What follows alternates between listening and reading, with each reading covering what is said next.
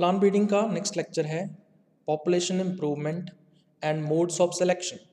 हिंदी में कहें तो समष्टि सुधार व वर्ण की विधियाँ। तो सबसे पहले हम लोग ये देखेंगे कि समष्टि सुधार या पॉपुलेशन इम्प्रूवमेंट क्या होता है। सबसे पहले आपको ये समझना होगा कि जो मेंडेलियन पॉपुलेशन है या मेंडेलियन समष्टि है वो क्या होती है। ठीक है, तो मेंडल के अनुसार एक पॉपुलेशन या एक समष्टि के अंदर आनुवंशिक विविधता या जेनेटिक डाइवर्सिटी का होना बहुत जरूरी है। ठीक है, तो ये जो जेनेटिक डाइवर्सिटी है या आनुवंशिक विविधता है, ये वो कहता है कि 3 कारणों से या 3 कारकों की वजह से या 3 फैक्टर्स की वजह से उत्पन्न हो सकती है। ठीक है, और ये तीनों के तीनों जो गुण हैं या लक्षण हैं, ये पॉपुलेशन के अंदर या पादप समष्टि के अंदर उपस्थित होने अनिवार्य है। ठीक है, तो डॉब्जॉन्स्की एक वैज्ञानिक था जिसने 1950 के अंदर 1950 में ये बताया कि अगर एक प्लांट पॉपुलेशन के अंदर एक पादप समष्टि के अंदर 3 गुण हों या 3 कैरेक्टर्स हों, तो ऐसी जो प्लांट पॉपुलेशन है या पादप समष्टि है वो क्या कहलाती है, मेंडेलियन समष्टि या मेंडेलियन पॉपुलेशन कहलाती है। अब ये 3 कैरेक्टर्स या 3 गुण कौन कौन से हैं ये आपको पता होना चाहिए। सबसे पहला है स्वतंत्र परपरागण, या इसको बोलते हैं ओपन क्रॉस पॉलिनेशन। अब इसका क्या मतलब है, क्रॉस पॉलिनेशन या परपरागण का मतलब आप समझते हो। ओपन का क्या मतलब है, ओपन का मतलब ये है कि किसी भी दूसरी पॉपुलेशन से या किसी भी दूसरी पादप समष्टि से जो परागकण या पॉलन ग्रेन है वो इस प्लांट पॉपुलेशन के अंदर या पादप समष्टि में प्लांट्स को पॉलिनेट कर सकता है। ठीक है, या उसको परागित कर सकता है, तो इसको क्या बोलते हैं, ओपन या स्वतंत्र। तो जितना ज़्यादा ओपन क्रॉस पॉलिनेशन होगा, जितना ज़्यादा स्वतंत्र पर परागण होगा, उतनी ही ज़्यादा जेनेटिक डाइवर्सिटी या आनुवंशिक विविधता उस प्लांट पॉपुलेशन के अंदर विकसित होगी। ठीक है, चलिए उसके बाद दूसरा आता है, दूसरा जो गुण है वो कौन सा है, स्वतंत्र जीन आवागम, या इसको बोल देते हैं ओपन जीन फ्लो। इसका क्या मतलब है, इसका मतलब ये है कि एक प्लांट जो है या पॉपुलेशन का जो एक ऑर्गेनिज्म है या प्लांट है वो एक पॉपुलेशन से दूसरी पॉपुलेशन में इंट्रोड्यूस हो सकता है ना, एक पादप समष्टि से निकलकर किसी दूसरी पादप समष्टि में जा सकता है। ठीक है, तो इसको क्या बोलते हैं, इसको बोलते हैं माइग्रेशन। ठीक है, अगर पॉपुलेशन से बाहर जा रहा है कोई ऑर्गेनिज्म तो उसको क्या बोलेंगे, एमिग्रेशन। और अगर कोई पॉपुलेशन के अंदर आ रहा है तो इसको क्या बोलते हैं, इमिग्रेशन। ठीक है, तो इमिग्रेशन और एमिग्रेशन इन दोनों को कंबाइंडली हम लोग क्या बोल देते हैं, माइग्रेशन, या इसको बोलते हैं प्रवास। तो प्रवास की वजह से क्या होता है, अभी नए जीन्स प्लांट पॉपुलेशन के अंदर इंट्रोड्यूस्ड होते हैं, जिसकी वजह से क्या होता है, आनुवंशिक विविधता या जेनेटिक डाइवर्सिटी पॉपुलेशन के अंदर क्रिएट होती है। ठीक है, तो ये है दूसरा कैरेक्टर या दूसरा गुण जो कि पॉपुलेशन के अंदर होना चाहिए। तीसरा है आकस्मिक संयुग्मन, या इसको बोल देते हैं रैंडम मेटिंग। मेटिंग का क्या मतलब है, क्रॉस। तो ये कहता है कि रैंडम मेटिंग का मतलब क्या है, एक पौधे का जो परागकण है, पॉपुलेशन के अंदर की बात कर रहे हैं हम लोग, प्लांट पॉपुलेशन के अंदर बहुत सारे प्लांट्स होंगे, हजारों की संख्या में प्लांट्स होंगे। तो कहते हैं कि किसी एक पौधे का जो परागकण है या पॉलन ग्रेन है वो किसी भी दूसरे पौधे के साथ, ठीक है, किसी भी दूसरे पौधे को या प्लांट को पॉलिनेट कर सकता है या परागित कर सकता है। ठीक है, इसका मतलब क्या हुआ कि एक प्लांट पॉपुलेशन के अंदर एक प्लांट का क्रॉस किसी भी दूसरे प्लांट के साथ हो सकता है, और ये कैसा होता है, अभी रैंडम होता है। रैंडम का मतलब यादृच्छिक। ठीक है, इसका मतलब ऐसा नहीं है कि दो प्लांट्स हमेशा दो ही पौधों के मध्य क्रॉस होगा, है ना, किसी भी पौधे का किसी भी दूसरे पौधे के साथ क्रॉस हो सकता है, और इस क्रॉस की वजह से नए जीन उत्पन्न होने की या नए जीन कॉम्बिनेशंस या जीन संयुग्मन उत्पन्न होने की संभावना बनी रहती है, जिसकी वजह से क्या होता है, आनुवंशिक विविधता या जेनेटिक डाइवर्सिटी पॉपुलेशन के अंदर विकसित होती है। ठीक है, तो टॉपजंस्की ने यह बताया कि अगर ये तीनों की तीनों कैरेक्टर्स एक प्लांट पॉपुलेशन के अंदर, एक पादप समष्टि के अंदर उपस्थित हैं, तो इस प्रकार की जो प्लांट पॉपुलेशन है वो क्या कहलाती है? मेंडेलियन पॉपुलेशन या मेंडेलियन समष्टि कहलाती है। तो इसकी डेफिनेशन आपसे पूछी जा सकती है अभी, तो इंपॉर्टेंट चीज़ है जो आपको करनी है। अब जो प्लांट ब्रीडिंग है या पादप प्रजनन है, उसके अंदर हम लोग अलग अलग प्रजनन विधियों का या ब्रीडिंग मेथड्स का उपयोग करते हैं। तो जो प्लांट ब्रीडिंग है, इसका मेन ऑब्जेक्टिव क्या होता है? इसका जो मुख्य उद्देश्य है वो क्या होता है? इसका मुख्य उद्देश्य होता है जीनों की आवृत्ति को बढ़ाना। ठीक है, जो जीन्स की फ्रीक्वेंसी है उसको इंक्रीज करना। कौन से जीन्स की फ्रीक्वेंसी को? लाभदायक व अनुकूलित। ठीक है, लाभदायक मतलब जो बेनिफिशियल हो, किसके लिए? हमारे लिए, है ना, पौधों के लिए नहीं बल्कि हमारे लिए, क्योंकि हमें उससे क्या चाहिए? यील्ड चाहिए, उपज चाहिए, गुणवत्ता या क्वालिटी चाहिए। ठीक है, तो जो हमारे लिए लाभदायक हो या हमारे लिए बेनिफिशियल हो, ऐसे जीन्स, प्लस जो अनुकूलित जीन हो यानी अडेप्टेबल जीन्स हो। जीन जितने ज़्यादा अनुकूलित होंगे उतने ही ज़्यादा उस पौधे के अंदर इनका जो प्रभाव है या इफेक्ट है वो उत्पन्न होगा, और उतना ही ज़्यादा कैरेक्टर या लक्षण जो है वो प्रकट होगा। ठीक है, और उसका जो लाभ है या फायदा है उतना ही ज़्यादा होगा हमें। ठीक है, तो इन जीनों की जो आवृत्ति है या फ्रीक्वेंसी है वो हमें प्लांट पॉपुलेशन के अंदर इंक्रीज करनी है। ठीक है, और ये मुख्य उद्देश्य है या मेन ऑब्जेक्टिव है किसका? प्लांट ब्रीडिंग का। और इससे होगा क्या? पॉपुलेशन इंप्रूवमेंट होगा या समष्टि का क्या होगा? सुधार होगा। ठीक है, तो ये बेसिक कंसेप्ट है जो आपको पता होनी चाहिए, भी इंपॉर्टेंट चीज़ है। चलिए, अब आपको ये पता होना चाहिए कि जो जेनेटिक बेसिस है या आनुवंशिक आधार है किसका? पॉपुलेशन इंप्रूवमेंट या समष्टि सुधार का, वो क्या होता है? तो हम लोग क्या करते हैं अभी समष्टि सुधार के लिए सबसे पहले हम लोग क्या करते हैं? पॉपुलेशन इंप्रूवमेंट के लिए आनुवंशिक विविधता को उत्पन्न किया जाता है या जेनेटिक डाइवर्सिटी को क्रिएट किया जाता है। किसके अंदर? एक प्लांट पॉपुलेशन के अंदर या एक पादप समष्टि के अंदर। ठीक है, सबसे पहला स्टेप हमारा ये होता है। तो ये जो आनुवंशिक विविधता है या जेनेटिक डाइवर्सिटी है, ये किस पर निर्भर करती है? ये निर्भर करती है कि प्राकृतिक रूप से या नेचुरली कितने प्रतिशत पर परागण या क्रॉस पॉलिनेशन उस प्लांट पॉपुलेशन के अंदर होता है। ठीक है, तो इसका मतलब जो आनुवंशिक विविधता का उत्पन्न होना है या जेनेटिक डाइवर्सिटी का डेवलपमेंट है वो किस पर निर्भर करता है? पर परागण के प्राकृतिक परिणाम पर। ठीक है, क्रॉस पॉलिनेशन के नेचुरल जो इसका रिजल्ट होगा उसके ऊपर डिपेंड करेगा।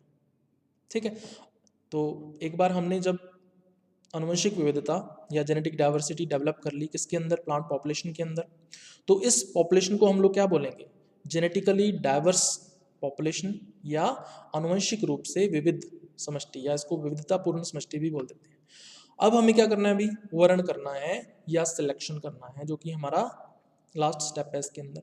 तो वर्ण हमेशा या सिलेक्शन हमेशा किसका किया जाता है? सुपीरियर प्लांट्स का किया जाता है या उत्कृष्ट पौधों का किया जाता है। तो हमें क्या करना है? उत्कृष्ट या सुपीरियर प्लांट्स का सिलेक्शन करना है, और साथ में ये पौधे कैसे होने चाहिए? एक समान होने चाहिए, है ना, यानी एक जैसे दिखाई देने चाहिए। इनकी जो एक्सटर्नल मॉर्फोलॉजी है, इनकी जो बाह्य आकारिकी है वो एक समान होनी चाहिए। तो ऐसे पौधों का हमें क्या करना है? सिलेक्शन या वर्ण करना है। ठीक है, तो इससे होगा क्या? जो प्लांट पॉपुलेशन है उसका इम्प्रूवमेंट हो जाएगा। तो पीढ़ी दर पीढ़ी हमें सुपीरियर प्लांट्स का सिलेक्शन या वर्ण करना है। तो ये इसका जेनेटिक बेसिस या आनुवंशिक आधार होता है। अब जो पॉपुलेशन इंप्रूवमेंट है या समष्टि का सुधार है, ये किस पर निर्भर करता है? ये करता है योजी जीन प्रभाव पर, है ना। इसको बोलते हैं additive gene effect. Additive gene effect का क्या मतलब है? जीनों की संख्या, है ना, कुछ लक्षण ऐसे होते हैं जो जीनों की संख्या पर निर्भर करते हैं। जीनों की संख्या जितनी ज़्यादा होगी उतना ही लक्षण का जो प्रभाव है वो अधिक आएगा। ठीक है, तो जैसे जैसे हम लोग प्लांट पॉपुलेशन को इम्प्रूव करेंगे या पादप समष्टि को सुधारेंगे, वैसे वैसे उनमें क्या होगा? जो बेनिफिशियल जीन्स हैं या अडेप्टेबल जीन्स हैं या अनुकूलित जीन्स हैं, उनकी संख्या बढ़ती जाएगी, है ना। और जितनी ज़्यादा संख्या होगी उतना ही ज़्यादा प्रभाव एडिटिव जीन इफेक्ट या यूजी जीन प्रभाव उत्पन्न होगा, ठीक है। और इनके उपयोग पर या इनके यूज़ पर डिपेंड करता है क्या, पॉपुलेशन इम्प्रूवमेंट, ठीक है। तो इसमें लिखा हुआ है देखो, सतत एकत्रीकरण से यानी कि कंटिन्यूअस कलेक्शन से समष्टि में लगातार क्या होता जाता है, सुधार होता जाता है, यानी कि प्लांट पॉपुलेशन कंटिन्यूअसली इंप्रूव होती जाती है। तो हमें बेनिफिशियल एंड अडेप्टेबल जीन्स को यानी लाभदायक और अनुकूलित जीनों को लगातार एकत्रित करना है, कंटिन्यूअसली कलेक्ट करना है एक प्लांट पॉपुलेशन के अंदर, और इससे लगातार क्या होता जाएगा, प्लांट पॉपुलेशन में इम्प्रूवमेंट होता जाएगा, ठीक है। तो ये है भी इसका जेनेटिक बेसिस या आनुवंशिक आधार। उसके बाद कुछ कारक हैं या फैक्टर्स हैं जो क्या करते हैं अभी, पॉपुलेशन इम्प्रूवमेंट को अफेक्ट करते हैं, है ना। कुछ ऐसे कारक हैं जो समष्टि में सुधार को प्रभावित करते हैं। तो ये कौन कौन से कारक हैं ये आपको पता होना चाहिए। सबसे पहला है कार्यात्मक सरलता, फंक्शनल सिंप्लिसिटी। ये फैक्टर क्या कहता है, ये कहता है कि संकर प्रजनन की अपेक्षा हाइब्रिड ब्रीडिंग, है ना, हम लोग हाइब्रिडाइजेशन से या संकरण से भी नई किस्म को विकसित कर सकते हैं। ये तो एक तरीका हो गया। दूसरा तरीका क्या है, समष्टि सुधार या पॉपुलेशन इंप्रूवमेंट, है ना, या हम इसको क्या बोलते हैं, वर्ण, ठीक है। तो संकरण की जो प्रक्रिया है या हाइब्रिडाइजेशन का जो प्रोसेस है वो बहुत ज़्यादा डिफिकल्ट होता है, बहुत ज़्यादा टिपिकल होता है, आसानी से नहीं होता। हाइब्रिडाइजेशन के जो एक्सपेरिमेंट्स हैं या संकरण के जो प्रयोग हैं वो सफल हों ऐसा कोई ज़रूरी नहीं है, वो ज़्यादातर क्या हो जाते हैं, विफल हो जाते हैं, ठीक है। लेकिन वर्ण करना, है ना, या सिलेक्शन करना सुपीरियर प्लांट्स का या उत्कृष्ट पौधों का, वो बहुत ज़्यादा आसान होता है, ठीक है। हम लोग आसानी से कर सकते हैं, पीढ़ी दर पीढ़ी सुपीरियर प्लांट्स को हमें सेलेक्ट करना है और उनके बीजों को एकत्रित करना है, तो वो हम लोग आसानी से कर सकते हैं। इसीलिए जो पॉपुलेशन इंप्रूवमेंट है या समष्टि सुधार की प्रक्रिया है वो बहुत अधिक क्या है, सरल है या सिंपल है, ठीक है। दूसरा फैक्टर क्या है अभी, प्रति वर्ण चक्र पीढ़ियों की संख्या, नंबर ऑफ जनरेशंस पर सिलेक्शन साइकिल। अब ये सिलेक्शन साइकिल या वर्ण चक्र क्या होता है, ये मैंने आपको लेक्चर नंबर 17 में बताया था। इससे पहले वाला जो लेक्चर था उसमें मैंने आपको बताया था कि वर्ण चक्र क्या होता है ना। तो वर्ण चक्र के अंदर पीढ़ियों की संख्या कितनी है। अब यहाँ पे एक पीढ़ी का मतलब मान लीजिए 1 वर्ष है, ठीक है, एक पीढ़ी का मतलब 1 वर्ष। हमें क्या करना पड़ता है अभी, पॉपुलेशन इंप्रूवमेंट के लिए या समष्टि सुधार के लिए वर्ण चक्र दोहराने पड़ते हैं, ठीक है ना। वर्ण चक्र को दोहराना पड़ता है, कम से कम 2 वर्ण चक्र, और अधिकतम कितने भी हो सकते हैं, वो डिपेंड करता है कि हम लोग कौन सी प्लांट पॉपुलेशन के अंदर सुधार कर रहे हैं, ठीक है। तो मान लीजिए हमें हमारे पास 2 अलग अलग प्लांट पॉपुलेशंस हैं, ठीक है, और दोनों की दोनों जो प्लांट पॉपुलेशंस हैं उसमें हमें सुधार करना है या इम्प्रूवमेंट करना है। तो इम्प्रूवमेंट कैसे करेंगे भी, वर्ण चक्र को दोहराकर, है ना, सिलेक्शन साइकिल को रिपीट करके। अब मान लीजिए जो प्लांट पॉपुलेशन 1 है, ठीक है, उसके अंदर एक सिलेक्शन साइकिल जो है उसमें 3 पीढ़ियां आती हैं, ठीक है। एक सिलेक्शन साइकिल के अंदर कितनी आती हैं, 3 पीढ़ियां आती हैं। 3 पीढ़ियों का मतलब क्या हो गया, 3 वर्ष, यानी 3 वर्ष में एक सिलेक्शन साइकिल पूर्ण होता है। और जो पॉपुलेशन 2 है या पादप समष्टि दूसरी जो है, उसके अंदर मान लीजिए जो सिलेक्शन साइकिल है या वर्ण चक्र है उसमें 2 पीढ़ियां आती हैं, यानी 2 वर्षों में एक सिलेक्शन साइकिल कंप्लीट हो जाता है, ठीक है। तो इसका मतलब जो पॉपुलेशन 2 है उसमें सिलेक्शन साइकिल 2 वर्षों में पूर्ण हो रहा है, जबकि जो पॉपुलेशन 1 है उसमें सिलेक्शन साइकिल 3 वर्षों में पूर्ण हो रहा है, ठीक है। तो अब हम बात करते हैं कि अगर हम सिलेक्शन साइकिल को रिपीट करें जैसे मान लीजिए 3 सिलेक्शन साइकिल हमें रिपीट करने हैं, तो पॉपुलेशन 1 के अंदर सिलेक्शन साइकिल 3 सिलेक्शन साइकिल कितने वर्षों में पूर्ण हो गए? 9 वर्षों के अंदर। ठीक है, क्योंकि एक सिलेक्शन साइकिल कितने वर्ष का है? 3 वर्ष का है। 3 हमें पूर्ण करने हैं, तो 3 × 3 कितने हो गए? 9 वर्ष हो गए। जबकि पॉपुलेशन 2 की बात करें तो उसमें सिलेक्शन साइकिल कितने वर्ष का है? सिर्फ 2 वर्ष का है ना, 2 ईयर्स का है। तो उसमें हमें अगर 3 सिलेक्शन साइकिल कंप्लीट करने हैं तो कितने टाइम में हो जाएंगे? 3 × 2 6 वर्षों के अंदर ही हो जाएंगे। तो इसका मतलब पॉपुलेशन 2 जो है उसमें पॉपुलेशन इंप्रूवमेंट या समष्टि सुधार अधिक शीघ्रता से होगा या तीव्र गति से होगा, जबकि पॉपुलेशन 1 के अंदर जो पॉपुलेशन इंप्रूवमेंट है या समष्टि सुधार है वो बहुत धीमी गति से होगा।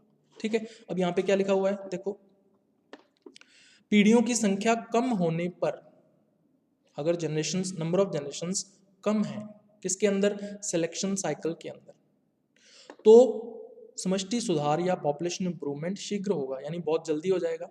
अभी मैंने आपको बताई दिया एग्जाम्पल से। जबकि अगर पीढ़ियों की संख्या अधिक है, प्रति वर्ण चक्र या पर selection cycle number of generations अगर बहुत ज़्यादा हैं, तो पॉपुलेशन इंप्रूवमेंट या समष्टि सुधार कैसा होगा? धीमा होगा, है ना। अभी मैंने आपको एग्जाम्पल से इसको एक्सप्लेन किया। तो ये है दूसरा फैक्टर या दूसरा कारक जो कि पॉपुलेशन इंप्रूवमेंट या समष्टि सुधार को इफेक्ट करता है डायरेक्टली। तो इसका मतलब जो इम्प्रूवमेंट की रेट है या सुधार की जो गति है वो किस पर डिपेंड करती है?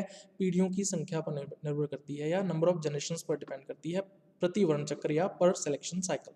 तो इसके इन्वर्सली प्रोपोर्शनल होती है ये, या व्युत्क्रमानुपाती होती है। प्रति वर्ण चक्र पीढ़ियों की संख्या जितनी ज़्यादा होगी, सुधार की जो गति है या इम्प्रूवमेंट की जो रेट है वो उतनी ही स्लो होगी। ठीक है, तो ये रिलेशन इस तरह का होता है। उसके बाद आता है अभी चयन की उपलब्धि, या इसको बोल देते हैं अवेलेबिलिटी ऑफ सिलेक्शन। ठीक है, अगर पॉपुलेशन के अंदर, प्लांट पॉपुलेशन में या पादप समष्टि के अंदर आनुवंशिक विविधता अधिक है, ठीक है, जेनेटिक डाइवर्सिटी बहुत ज़्यादा है, तो जो सिलेक्शन है वो हम लोग कर सकते हैं, कई पीढ़ियों तक कर सकते हैं। ठीक है, इसका मतलब सिलेक्शन की अवेलेबिलिटी क्या है? ज़्यादा है। लेकिन अगर प्लांट पॉपुलेशन के अंदर जेनेटिक डाइवर्सिटी या आनुवंशिक विविधता कम है, तो हम केवल कुछ ही पीढ़ियों तक, लगभग 3 या 4 पीढ़ियों तक ही सिलेक्शन कर पाएंगे। उसके बाद हम लोग सिलेक्शन या वरण नहीं कर सकते। तो इसका मतलब सिलेक्शन की अवेलेबिलिटी क्या है? कम है उसके लिए। तो इसको हम लोग एक फॉर्मूले से निकाल सकते हैं। यहाँ पे GS का मतलब सिलेक्शन अवेलेबिलिटी है या चयन की उपलब्धि है, इज इक्वल टू, यहाँ पे दे रखा है कैपिटल K है ये, फिर √VP और इसको मल्टीप्लाई किया है H के साथ। ठीक है, अब यहाँ पे K क्या है? अभी सिलेक्शन डिफरेंशियल है, ये कांस्टेंट होता है, स्थिरांक होता है, जो कि हर एक प्लांट पॉपुलेशन के लिए इसका जो मान है वो स्थिर रहता है। VP यहाँ पे क्या है? फिनोटाइपिक वेरिएंस, लक्षण प्रारूपीय विविधता, पौधों के लक्षणों में कितनी विविधता है ना, उसको VP से प्रदर्शित किया गया है। और H का मतलब क्या होता है? हेरिटेबिलिटी, या इसको बोल देते हैं वंशागतित्व। ठीक है, तो इस फॉर्मूले के उपयोग से हम लोग ये पता लगा सकते हैं कि एक प्लांट पॉपुलेशन के अंदर या पादप समष्टि के अंदर जो सिलेक्शन है या वर्ण है उसकी उपलब्धता या अवेलेबिलिटी कितनी है। तो ये भी एक फैक्टर है या कारक है जो इम्प्रूवमेंट को प्रभावित करता है। उसके बाद चौथा फैक्टर इसमें आता है विविधता का ह्रास या डिटेरियोरेशन ऑफ वेरिएबिलिटी। जो जेनेटिक डाइवर्सिटी उपस्थित होती है प्लांट पॉपुलेशन के अंदर, वो धीरे धीरे कम होती जाती है ना। किस किस कारण से? वर्ण की वजह से या सिलेक्शन की वजह से। तो वर्ण के दौरान या सिलेक्शन के ड्यूरिंग जो पॉपुलेशन की विविधता है या उसकी जो डाइवर्सिटी है वो प्रति वर्ण चक्र उसमें कमी आती जाती है। ठीक है, यानी हमने एक वर्ण चक्र कंप्लीट किया, आनुवंशिक विविधता कम हो जाएगी। दूसरा रिपीट किया, दूसरा वर्ण चक्र हमने पूर्ण किया, आनुवंशिक विविधता और कम हो जाएगी। तीसरा वर्ण चक्र हमने कंप्लीट किया और कम हो जाएगी। तो इस तरह से प्लांट पॉपुलेशन के अंदर आनुवंशिक विविधता कम होती जाती है जैसे जैसे हम लोग उसमें वर्ण चक्र या सिलेक्शन साइकिल को रिपीट करते जाते हैं।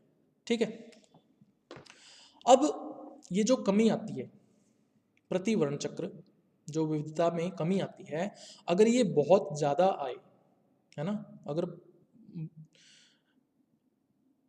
बहुत ज़्यादा मात्रा में कमी आए ठीक है। तो हमें जो वर्ण है या सिलेक्शन है वो बहुत ही कम पीढ़ियों तक करना होगा।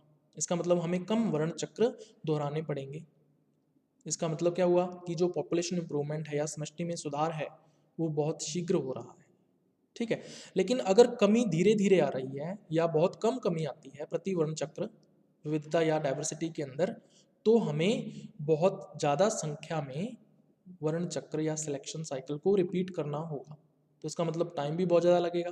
टाइम ज़्यादा लग रहा है तो इसका मतलब जो पॉपुलेशन इंप्रूवमेंट है या समष्टि सुधार है वो धीमी गति से हो रहा है या स्लो रेट से हो रहा है। ठीक है। तो ये भी एक फैक्टर है या कारक है जो प्रभावित करता है पॉपुलेशन इंप्रूवमेंट को। उसके बाद पांचवा फैक्टर आता है भी अनेक लक्षणों में सुधार, इंप्रूवमेंट इन मैनी कैरेक्टर्स। तो जब पॉपुलेशन इंप्रूवमेंट होता है ना, जब हम सिलेक्शन करते हैं या वर्ण करते हैं तो हम लोग पौधे में किसी एक लक्षण को नहीं देखते।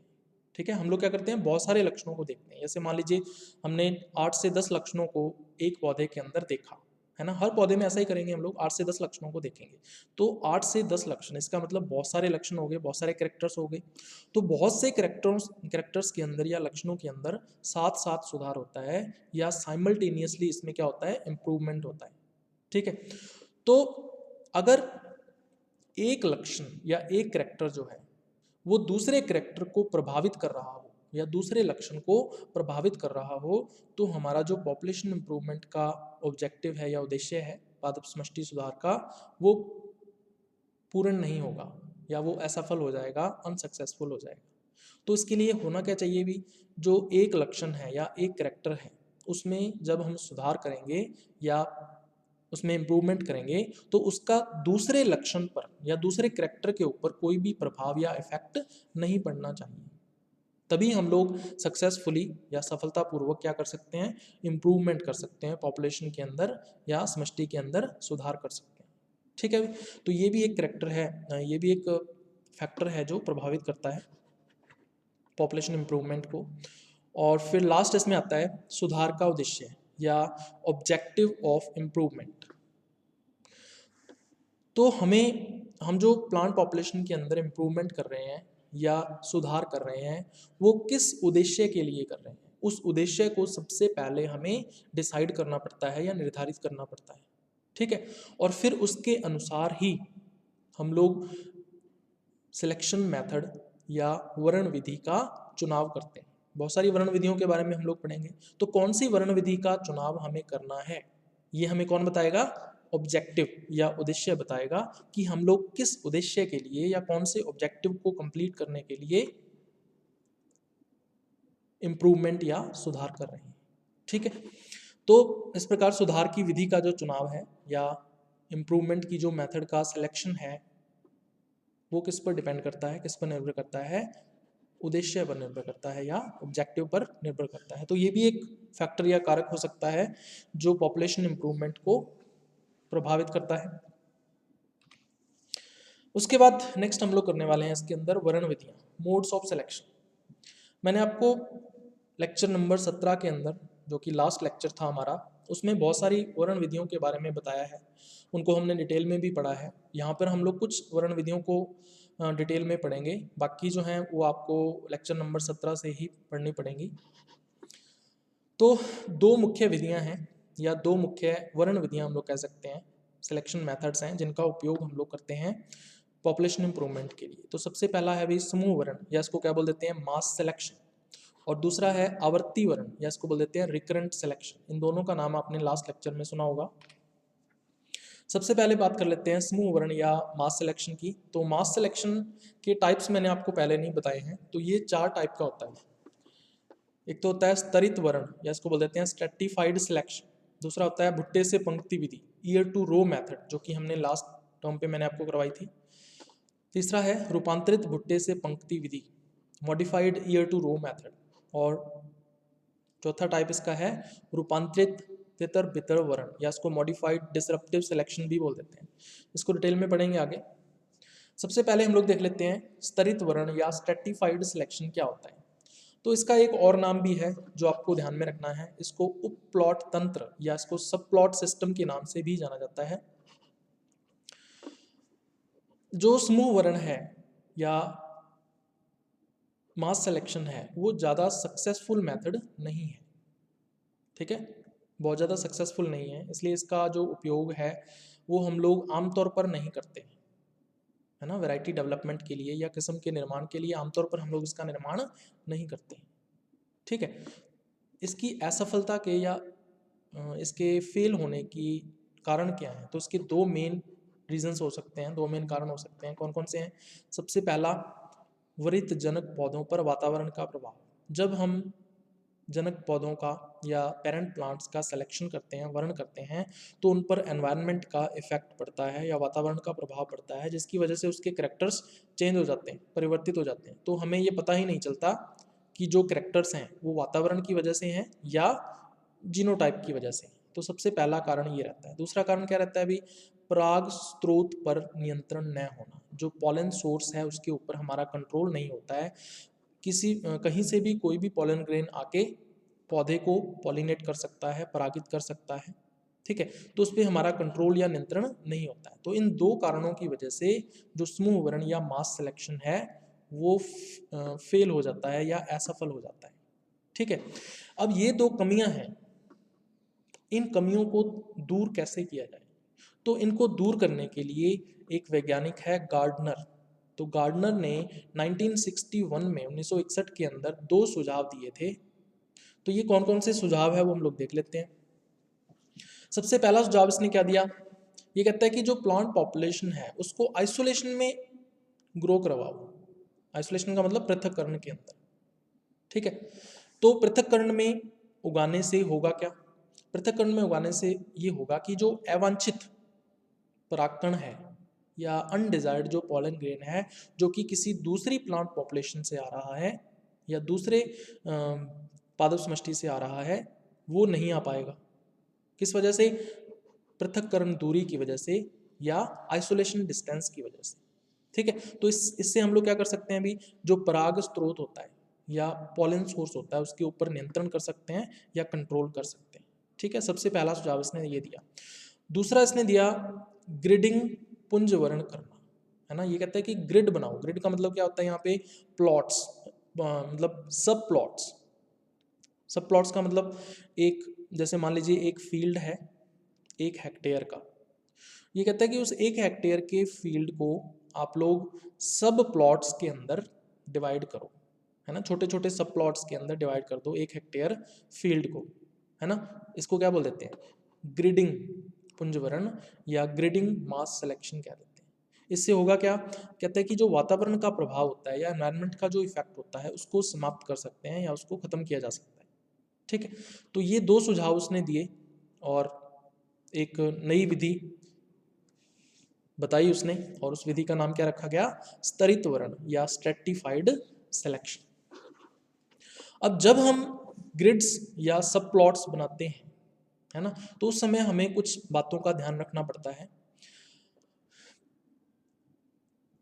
क्या ध्यान में रखना है? हमें ये ध्यान में रखना है कि जो हर एक ग्रिड होती है या सब प्लॉट होता है उसमें किसी भी प्रकार की मृदा विषमता, है ना, या सॉयल इनइक्वालिटी नहीं होनी चाहिए। इसका मतलब मृदा के अंदर या सॉयल के अंदर जितने भी न्यूट्रिएंट्स हैं, जितने भी पोषक पदार्थ हैं या नमी है, वो एक समान होनी चाहिए, है ना। वो अलग अलग नहीं होनी चाहिए। अगर अलग अलग होगी तो इसका मतलब जो वातावरण है वो प्रभावित करेगा प्लांट्स को। तो ऐसा हमें नहीं होने देना है। और कोई भी वातावरणीय विषमता या एनवायरमेंटल जो इनइक्वालिटी है वो नहीं होनी चाहिए। ये चीज़ आपको ध्यान में रखनी है। तो आप लोग देख सकते हो ये एक बड़ा फील्ड है डायग्राम के अंदर, इसको हम लोग प्लॉट कह सकते हैं। इस प्लॉट को हमें क्या करना है? ग्रिड्स में बांटना है या सब प्लॉट्स के अंदर या उप प्लॉट्स के अंदर इसको डिवाइड करना है। तो हमने क्या किया? इस बड़े प्लॉट को टोटल 9 या 9 उप प्लॉट्स के अंदर या 9 ग्रिड्स के अंदर डिवाइड कर दिया, ठीक है। तो टोटल देख सकते हो आप 3 3 6 और 3 9, टोटल 9 उप प्लॉट्स या ग्रिड्स हैं। अब हमें इन ग्रिड्स के अंदर या उप प्लॉट्स के अंदर पौधों को उगाना है, लेकिन हमें ध्यान में क्या रखना है कि इन पौधों की जो डेंसिटी है वो कम होनी चाहिए। इसका मतलब इन पौधों को एक निश्चित दूरी पर उगाया जाता है, तो हमें लो प्लांट डेंसिटी रखनी है, ठीक है, यानी इनके बीच में आइसोलेशन रखना है या अलगाव रखना है, ठीक है। तो ये बेसिक कंसेप्ट है पहली मेथड की। तो जब हम प्लॉट तैयार कर लेते हैं, प्लांट्स को उगा लेते हैं, तो फिर हम क्या करेंगे भी, हर एक उप प्लॉट या ग्रिड से हम लोग क्या करेंगे, समान संख्या में पौधों का वर्णन करेंगे, इक्वल नंबर्स के अंदर प्लांट्स को सिलेक्ट करेंगे, ठीक है। और जितने भी प्लांट्स को हमने सेलेक्ट किया है या जिनका भी हमने वर्णन किया है, उन पौधों के बीजों को एक साथ मिश्रित कर लेते हैं या मिक्सअप कर लेते हैं उनके सीड्स को, और फिर इस मिक्सचर को या इस मिश्रण को आगे 3 पार्ट्स के अंदर डिवाइड कर लेते हैं, बराबर भागों के अंदर। तो 3 बराबर भाग या 3 इक्वल पार्ट्स में उसको डिवाइड कर लेते हैं। तो प्रथम भाग, फर्स्ट पार्ट जो है, वो हम लोग किस लिए बनाते हैं, अगले वर्ष अलगाव में उगाने के लिए, यानी कि नेक्स्ट ईयर हम लोग उसको आइसोलेशन में ग्रो करवाने के लिए फर्स्ट पार्ट को रख लेते हैं स्टोर करके। जो दूसरा पार्ट होता है, द्वितीय भाग जो है, सेकंड पार्ट, उसको हम लोग उगाते हैं फील्ड के अंदर, किस लिए, इवैल्यूएशन के लिए या मूल्यांकन के लिए, ठीक है। और तीसरा पार्ट जो होता है, थर्ड जो भाग है, उसको हम लोग सुरक्षित रख लेते हैं, ठीक है, स्टॉक के रूप में इसको सुरक्षित हम लोग रख लेते हैं, ठीक है, सेव कर लेते हैं इसको। 3 पार्ट के अंदर इसको डिवाइड करना होता है। दूसरी विधि जो है वो है भुट्टे से पंक्ति विधि या ईयर टू रो मेथड। तो ये मेथड जो है वो मैंने आपको लास्ट जो अपना लेक्चर था, लेक्चर नंबर 17, उसमें भी डिटेल में करवाई हुई है ये मेथड। यहाँ पे मैं थोड़ा बहुत बता देता हूँ आपको। ईयर टू रो मेथड जो है, इसको एक और नाम से भी जाना जाता है, इसको बोलते हैं अर्ध सहोदर कुल वर्ण, हाफ सिब फैमिली सिलेक्शन, ठीक है। ये नाम आपको ध्यान में रखना है, इस पर डायरेक्ट क्वेश्चन पूछा जा सकता है। इस विधि को किसने विकसित किया था, ये मैंने आपको पहले भी बताया था। तो इसका विकास किसने किया था, हॉपकिंस ने किया था 1908 के अंदर। तो 1908 में हॉपकिंस ने इसको डेवलप किया था। और इस विधि का उपयोग सबसे पहले किसमें, सबसे ज़्यादा किसमें किया जाता है, इस पर क्वेश्चन पूछा जाता है। तो मक्के के अंदर, है ना, या मेज क्रॉप के अंदर सबसे ज़्यादा इस विधि का उपयोग किया जाता है। तो ये है अभी दूसरी विधि। उसके बाद आती है तीसरी विधि, रूपांतरित भुट्टे से पंक्ति विधि, इसको modified ear to row method बोल देते हैं। तो ईयर टू रो मेथड को मॉडिफाई किया गया, तो किसके द्वारा किया गया, तो उस वैज्ञानिक का नाम आपको ध्यान में रखना है, लॉनक्विस्ट ने कब किया, 1964 के अंदर, 1964 में ये विधि जो थी वो प्रस्तुत की थी। तो इसमें क्या किया जाता है कि जिन पौधों का वर्णन किया जाता है या सिलेक्शन किया जाता है, उनकी जो संतति होती है या उनकी जो प्रोजेनिज होती हैं, उनकी परफॉर्मेंस का मूल्यांकन या परफॉर्मेंस का जो इवैल्यूएशन है, वो कई स्थानों पर किया जाता है, यानी कि कई डिफरेंट जगहों पर, अलग अलग स्थानों पर हम लोग उसका इवैल्यूएशन करते हैं। और फिर हम लोग क्या करते हैं, भी औसत निकाल लेते हैं या एवरेज निकाल लेते हैं, किसका, सभी स्थानों की जो परफॉर्मेंस होती है ना, उसका औसत निकाल लेते हैं, एवरेज निकाल लेते हैं। और फिर उसके आधार पर या उसके बेस पर हम लोग क्या करते हैं, वर्ण या सिलेक्शन करते हैं, किसका, प्लांट्स का, ठीक है। तो ये मॉडिफिकेशन किया था किसने, लॉनक्विस्ट ने 1964 के अंदर। उसके बाद चौथा टाइप या चौथी विधि इसके अंदर आती है रूपांतरित तितर बितर वर्ण, या इसको बोल देते हैं मॉडिफाइड डिसरप्टिव सिलेक्शन भी बोल देते हैं इसको।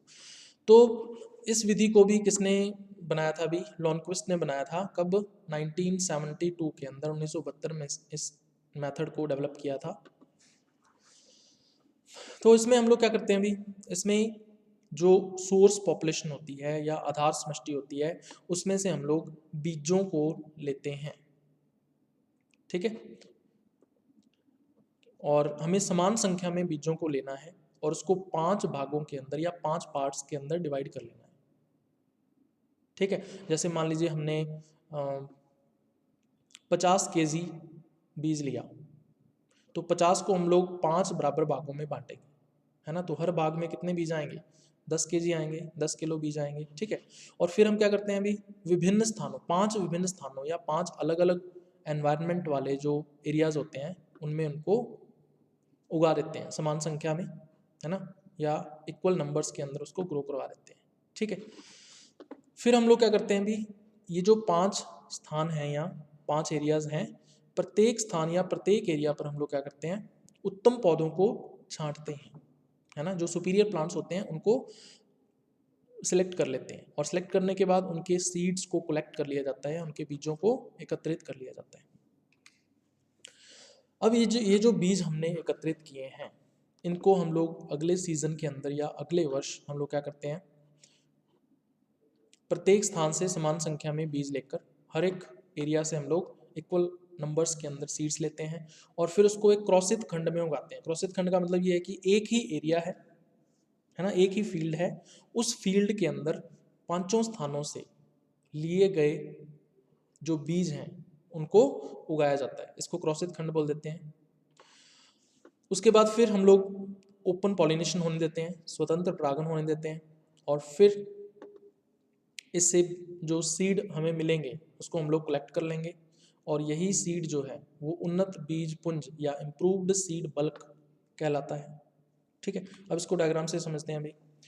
तो हमारे पास 5 अलग अलग एरियाज हैं या क्षेत्र हैं या स्थान है, इसका मतलब 5 अलग अलग क्या है, वातावरण है या एनवायरनमेंट है। इनका वातावरण या एनवायरनमेंट अलग अलग होगा। तो अब हम क्या करेंगे, इन स्थानों पर पौधों को उगाएंगे। उगाने के बाद जो सुपीरियर प्लांट्स होंगे उनको सेलेक्ट करेंगे, उत्कृष्ट पौधों का वर्णन करके इनके बीजों को एकत्रित कर लेंगे, समान मात्रा में बीज लेंगे हर एक स्थान से, और फिर क्रॉसित खंड में यानी कि एक बड़े फील्ड के अंदर इसको उगा लेंगे। ठीक है, तो यहाँ पे देखो अलग अलग स्थानों से अलग अलग वातावरण से आए हुए बीज एक ही वातावरण में उग रहे हैं, है ना। तो इसको क्या बोलते हैं, केंद्राभिकरण। इस क्रॉसित खंड में प्लांट्स को हमने उगाया, उनमें ओपन पॉलिनेशन होने देते हैं, स्वतंत्र परागण होने देते हैं, और फिर इससे बीजों को लेते हैं, और फिर समान मात्रा में बीजों को बांट लेते हैं, और बांटने के बाद फिर से हम लोग 5 अलग अलग वातावरण या एनवायरनमेंट वाले स्थानों पर या एरियाज के अंदर उनको ग्रो करवा लेते हैं। ठीक है, तो इसको क्या बोलते हैं, प्रसरण बोलते हैं। एक ही क्षेत्र से आए हुए बीज 5 अलग अलग क्षेत्रों में उगाए जा रहे हैं, तो उसको क्या बोलते हैं, प्रसरण बोल देते हैं।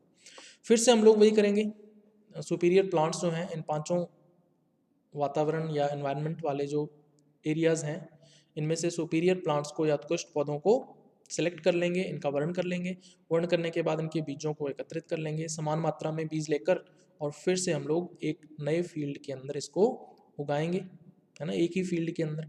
तो अलग अलग वातावरण या फील्ड से आए हुए बीज एक ही वातावरण या एक ही फील्ड के अंदर ग्रो कर रहे हैं, तो उसको क्या बोलते हैं, केंद्राभिकरण बोल देते हैं। ठीक है, तो इस प्रकार जो पॉपुलेशन डेवलप होगी उसको क्या बोलेंगे हम लोग, इम्प्रूव्ड पॉपुलेशन या सुपीरियर पॉपुलेशन।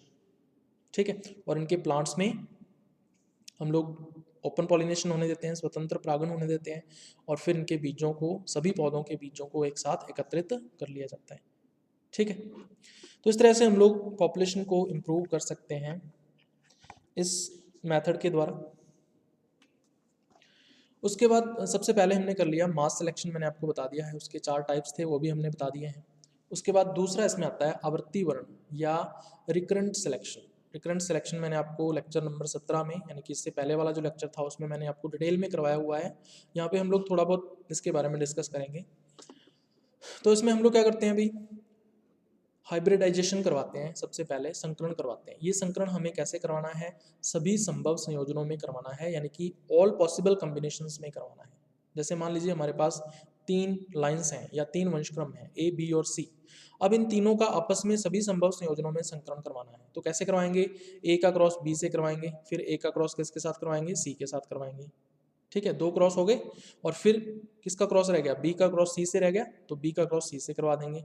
तो 3 अधिकतम कॉम्बिनेशन या संयोजन बन सकते हैं किसके, संकरण के या हाइब्रिडाइजेशन के। तो इस तरह से हम लोग क्या करते हैं, ऑल पॉसिबल कॉम्बिनेशंस के अंदर सभी संभव संयोजनों में संकरण करवा देते हैं। संकरण करवाने के बाद जो हमें बीज मिलते हैं, संकर पौधों के जो बीज या सीड्स मिलते हैं, उनको लेकर हम लोग क्या करते हैं, रेप्लिकेटेड यील्ड ट्रायल करते हैं या पुनरावर्तित उपज परीक्षण करते हैं, और साथ साथ में क्या करते हैं अभी, वर्ण करते हैं या सिलेक्शन करते हैं बार बार। रिकरेंट का मतलब क्या होता है अभी, बार बार। आवर्ती या रिकरेंट का मतलब बार बार सिलेक्शन या वर्ण किया जाता है। ठीक है, तो ये होता है आवर्ती वर्ण या रिकरेंट सिलेक्शन के अंदर। इस विधि को हम लोग ईयर टू रो मेथड का मॉडिफिकेशन मानते हैं। जो बुट्टे से पंक्ति विधि हमने इससे पहले देखी थी, उसका ये एक मॉडिफिकेशन है, तो ये आपको ध्यान में रखना है। अब स्रोत समष्टियाँ या सोर्स पॉपुलेशंस क्या होती हैं, ये भी मैंने आपको बताया हुआ है, फिर से बता देता हूँ। हमें रिकरेंट सिलेक्शन के लिए या आवर्ती वर्ण के लिए इनब्रेड्स, है ना, या शुद्ध वंशक्रम जो होते हैं या अंत्य प्रजात जो होते हैं, उनकी आवश्यकता होती है ना। इन्हीं अंत्य प्रजातों को क्या बोलते हैं हम लोग, प्योर लाइन या शुद्ध वंशक्रम बोल देते हैं।